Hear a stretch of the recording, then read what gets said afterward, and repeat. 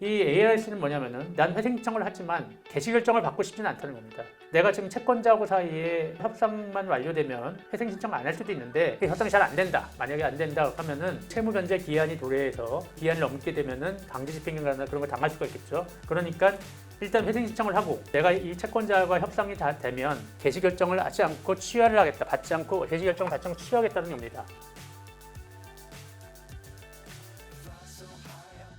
자율구조조정 지원 프로그램에 ARS라는 것이 있습니다. ARS라는 것은 뭐 법에는 있는 제도는 아니고 법원에서 지침 같은 걸 만들어 가지고 이런 식으로 회생 절차를 활용해도 좋다라고 이제 한 건데 어떤 내용이냐면은 뭐 이 자율구조조정 지원 프로그램 영어로 뭐 오토노머스 리스트럭처링 뭐 이렇게 돼 있는데 이런 ARS 이렇게 돼 있는데 기본적으로 우리가 회생 신청을 한다는 것은 아까 말씀드린 회생 절차가 개시되고 회생 계획을 만들겠다라는 거거든요. 회생 절차 개시시켜서 회생 계획을 만들겠다라는 것이 회생 신청의 목적인데 이 ARS는 뭐냐면은 난 회생 신청을 하지만 개시 결정을 받고 싶지는 않다는 겁니다. 어떤 얘기냐면 내가 지금 채권자하고 사이에 좀 협상만 완료되면 회생 신청 안 할 수도 있는데 그 협상이 잘 안 된다. 만약에 안 된다 하면은 근데 그 채무 변제 기한이 도래해서 내가 그 기한을 넘게 되면은 강제 집행이나 그런 걸 당할 수가 있겠죠. 그러니까 일단 회생 신청을 하고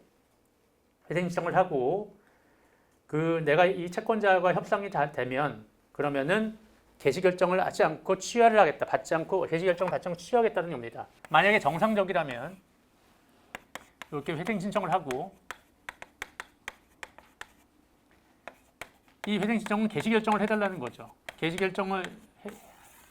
회생 신청서의 뭐 신청 취지는 이 회사에 대해서 회생 절차 개시한다라는 명령을 구하는 그런 내용으로 이제 회생 신청을 하게 되는데 ARS라는 것은 개시 신청을 하는데 개시 결정을 보류해달라라고 신청을 합니다. 이렇게 해서 신청을 하는 거고 그래서 회생 신청을 해서 그 다음에 보존 처분,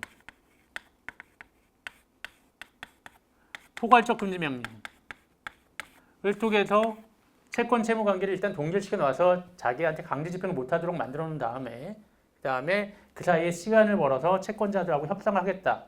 협상이 되면 합의를 통해서 이미 문제가 해결됐으니 회생 신청은 취하하겠다는 겁니다. 그러니까 그건 회생 신청을 하고 싶지만 진짜 하고 싶어서 신청한 것은 아니고 이게 협상이 불발되면 어쩔 수 없이 개시 결정을 받긴 해야 되지만 협상만 제대로 되면 나는 회생 신청을 취하하겠다.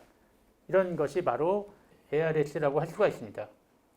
그래서 결국은 회생 절차 개시 결정을 보류해주면 그럼 채무자가 주요 채권자들 사이에 자율적으로 구조조정 협의를 해서 협의가 타결되면 회생 신청을 취하하겠다. 이 단계로 신청하는 거고 이게 법원에서 그래서 뭐 한 달, 뭐 3달 이 정도로 결정을 보류해 줍니다. 그러면 이제 이렇게 하는 이유는 이 포괄적 보전 처분이나 포괄적 금지 명령의 혜택을 받으면서 협상을 하기 위한 시간을 벌기 위한 제도인 거죠.